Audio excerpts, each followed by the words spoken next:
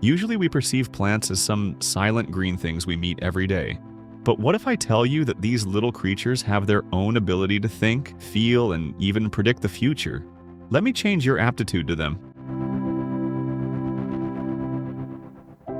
Recent research has shaken science. Plants cry out when stressed. Ultrasonic clicks, invisible to human ears but detectable by microphones. A thirsty tomato or a cut branch literally screams. Under anesthesia, plants lose responsiveness, just like humans under surgery. Does that mean they have something resembling consciousness? And astonishingly, they communicate, warning their neighbors of danger, releasing chemicals when insects attack, preparing allies for defense. One scientist calls them intelligent entities without a brain. Another insists plants learn and remember. Could a tree in your backyard actually sense what's happening around it? Could that houseplant by your window be aware of you? To survive without legs or wings, plants have developed mind-bending strategies. A seed can travel kilometers, riding the wind on tiny parachutes like a dandelion, or spinning like maple wings. Some explode like miniature catapults, firing seeds meters away. There's even a plant nicknamed the jumping cucumber that launches its seeds with a burst of slime, a natural rocket.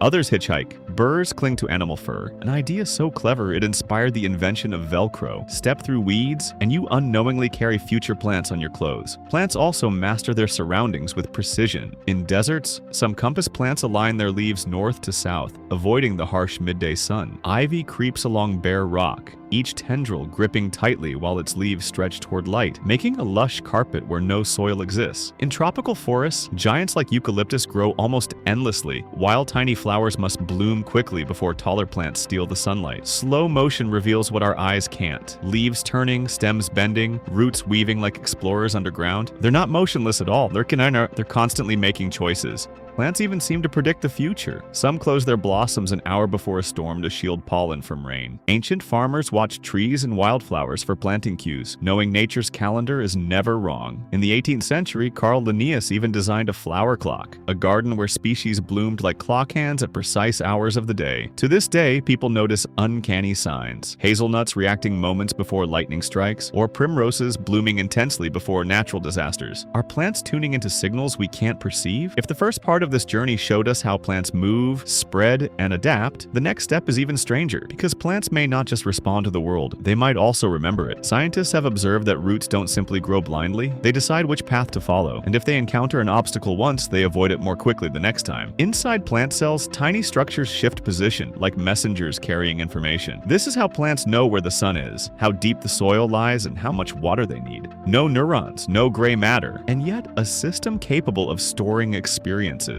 Some researchers dare to call it plant memory. Beneath our feet lies a living network. Roots connect through fungi and what ecologists call the wood wide web. Through it, plants exchange nutrients, but also messages. A tree attacked by caterpillars releases chemicals through its leaves, warning nearby plants to prepare toxins. Underground, fungal threads carry distress signals from one tree to another. It's as if the forest itself whispers, "Danger is coming." The more we learn, the harder it is to dismiss plants as mere background life. Can a being without nerves feel? When a branch is cut or a plant is starved of water, scientists record bursts of ultrasonic clicks, stress sounds, plant cries. We can't hear them, but insects and animals might. Some species fold instantly at the slightest touch, like Mimosa pudica, a plant that behaves startled, almost fearful. Others release sweet scents only when pollinators are near, like offering a carefully timed gift. Fear, attraction, strategy, words we usually reserve for animals. But here, nature blurs the line. Centuries ago, the great botanist Carl Linnaeus designed a floral clock. In his garden, every species bloomed like a living timepiece. Poppies at dawn, dandelions at 5 a.m., marigolds at noon, evening primrose at twilight. Today we know this is due to circadian rhythms, internal biological clocks that plants share with animals. Even locked away in dark cellars, they keep track of day and night. A flower knows when to wake, when to rest,